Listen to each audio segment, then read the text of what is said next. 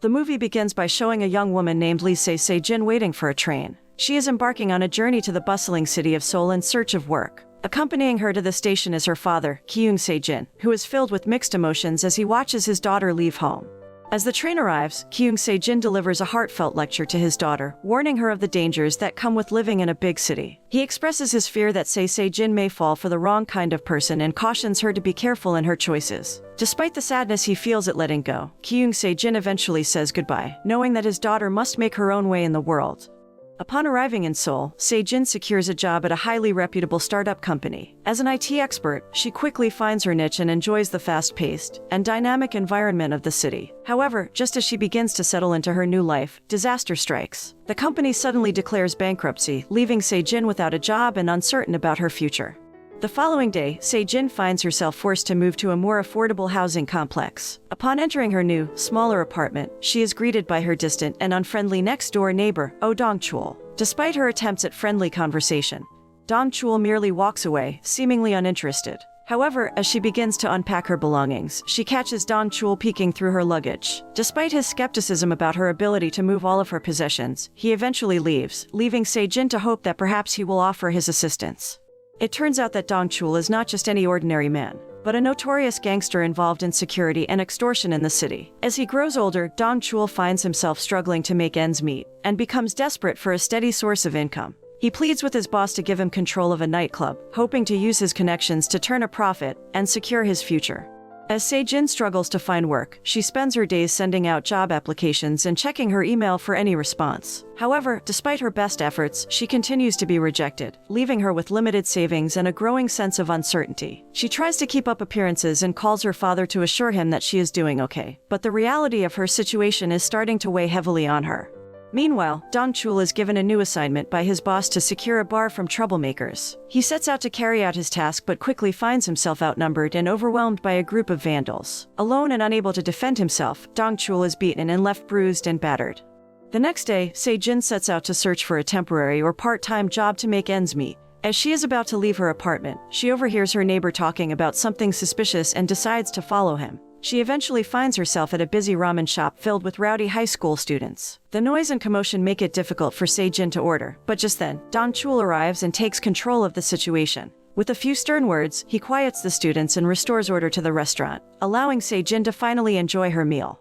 After the meal, Se-jin is grateful for Dong-chul paying for their lunch, and she thanks him as they leave the restaurant. However, Dong-chul reveals that he is actually charging her for the meal. Se-jin is surprised by Dong-chul's contradictory behavior, and she can't help but smile at the strange situation. Curiosity getting the better of her, Se-jin asks Dong-chul about his job, remarking that he looks like a gangster. Dong-chul was strolling through the streets late one night when he was abruptly halted by two teenage boys. They asked him to purchase cigarettes for them, and although he was initially irked, he quickly agreed when he spotted Se-jin, a familiar face, working as the cashier at the convenience store.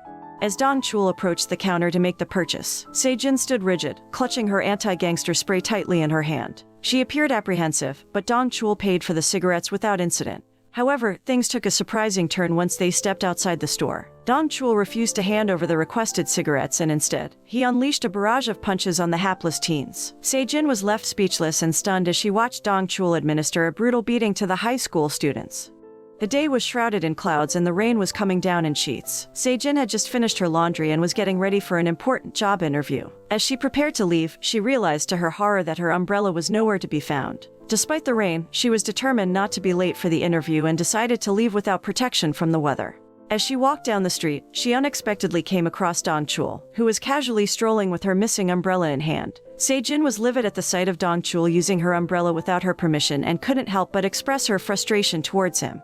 After a grueling interview process, Se-jin was disappointed to find out that she had not been accepted for the job. She returned home feeling defeated and upset. However, her mood took a turn for the worse when she ran into Dong-chul, who asked her about her job interview. In her frustration, she vented to Dong-chul, blaming him for her clothes getting wet and causing her to be late for the interview. The following day, Dong-chul received an assignment from his boss to collect security money from a specific location. He was accompanied by Jae-young, a recent addition to the gang. Upon arriving at the designated spot, Dong-chul was shocked to discover that the area was under the control of a former police officer who remembered Dong-chul from his time in prison. To make matters worse, the person who had caused trouble at Dong-chul's nightclub was revealed to be close to the former cop.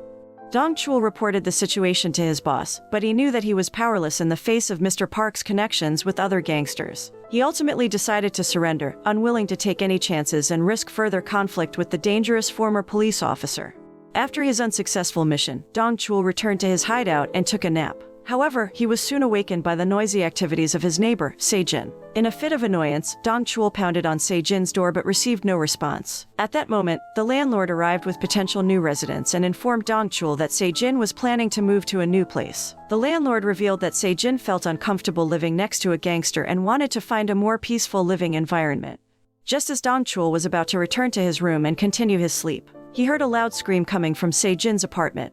He rushed back to her place to find Se-jin unconscious and surrounded by scattered pills. It appeared that Se-jin had tried to take her own life by consuming a large number of drugs. Panicking, Dong Chul carried Se-jin to the hospital and began shouting in frustration, unable to understand why she would try to end her life just because she couldn't get a job. But when he was informed by a nurse that Se-jin was awake, he learned that the situation was not as dire as he thought. The pills that Se-jin had taken were just supplementing, and she had fallen unconscious due to malnutrition caused by not eating enough. The nurse explained that Se-jin was too afraid of encountering Dong Chul outside and had been avoiding leaving her apartment for meals.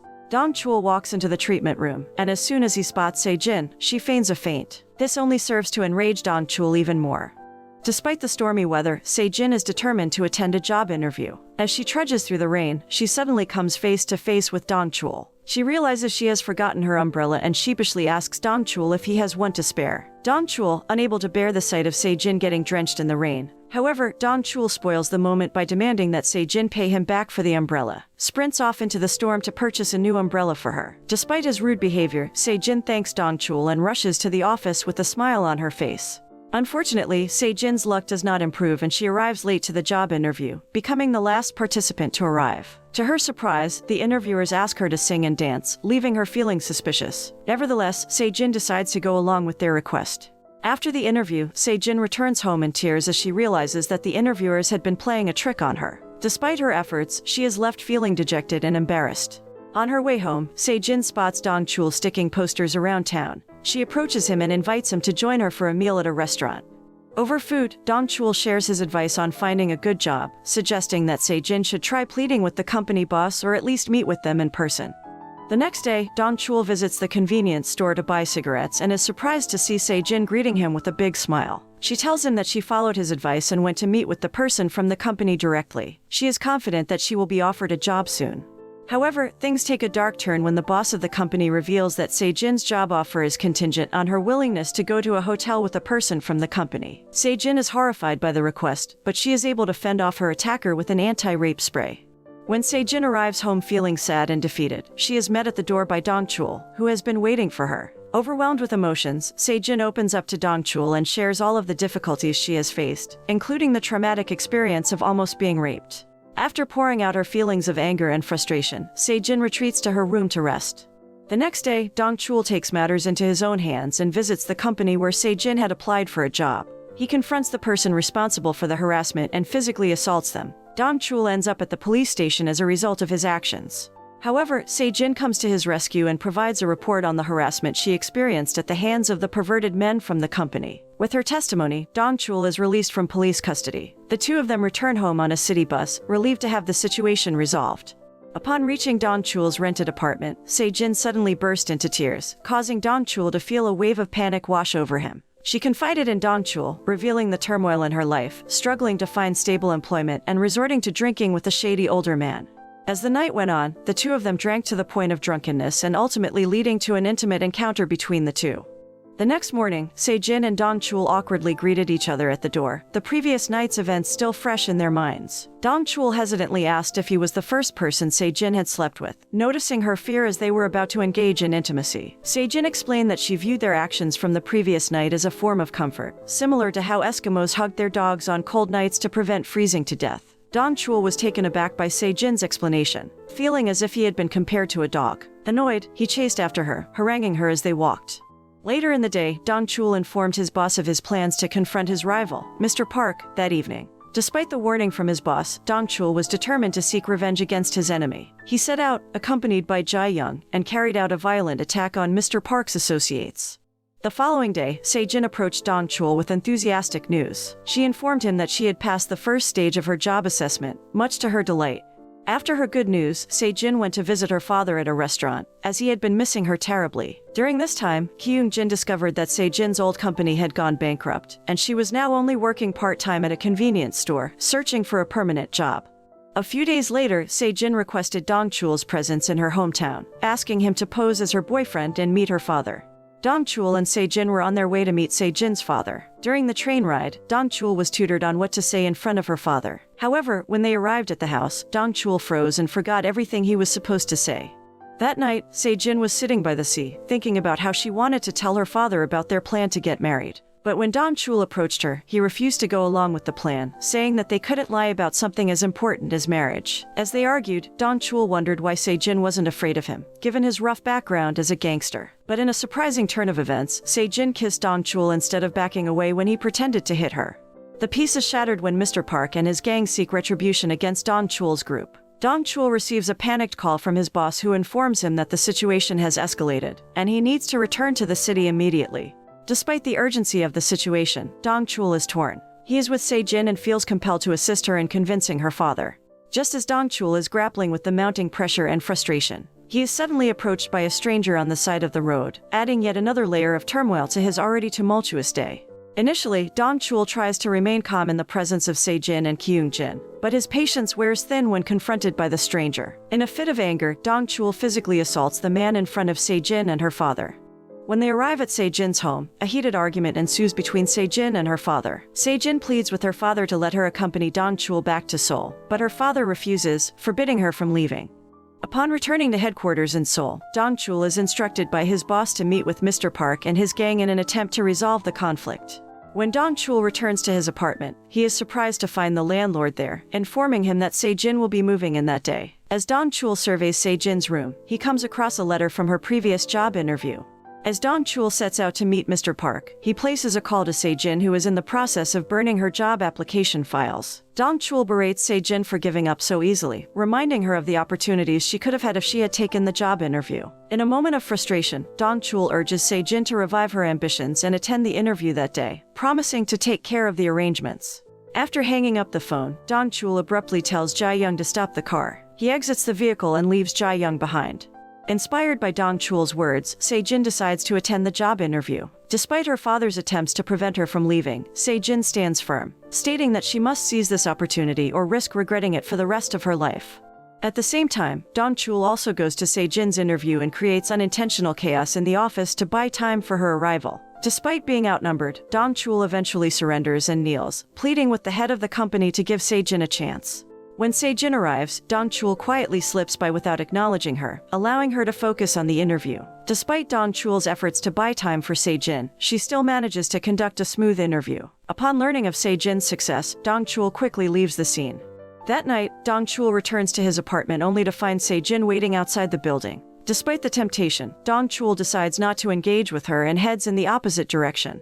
Dong-chul returned to his base, where he was promptly scolded by his boss. The reason for the reprimand was that Dong-chul had failed to complete his mission regarding Mr. Park. However, Dong-chul promised to eliminate every member of Mr. Park's gang, which impressed his boss. The boss immediately ordered Dong-chul and Jae-young to go to Mr. Park's headquarters, but Dong-chul quickly realized that his boss had ulterior motives. He suspected that the boss intended to use Jae-young as a sacrifice and flatly refused to go along with the plan. As a new member of their group, Dong-chul was not willing to put Jae-young in harm's way.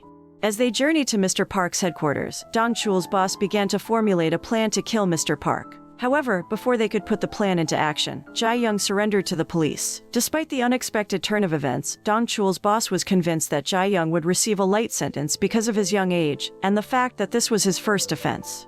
Initially, Dong-chul agreed to the plan, but he soon realized that he could not bear to sacrifice the young Jae-young. He was faced with a difficult decision and ultimately decided to go to Mr. Park's headquarters alone to finish off the former cop. To convince Jae-young to leave, Dong-chul was forced to engage in a fierce fight with him. Despite putting up a valiant effort, Dong-chul ultimately lost the battle and was left with puncture wounds on his body. Se-jin had previously worked at the company she applied for, and due to her impressive skills, she had risen to become the youngest head of the company. One day, she welcomed a new employee into her office after being promoted to supervise a division. However, as time passed, Se-jin found herself missing Dong-chul, whom she had met briefly during her first interview but never saw again. One day, as Se-jin was washing her car at a car wash, she unexpectedly ran into both Jae-young and Dong-chul, who had been working at the car wash as staff. The three of them smiled at each other, happy to be reunited after such a long time apart.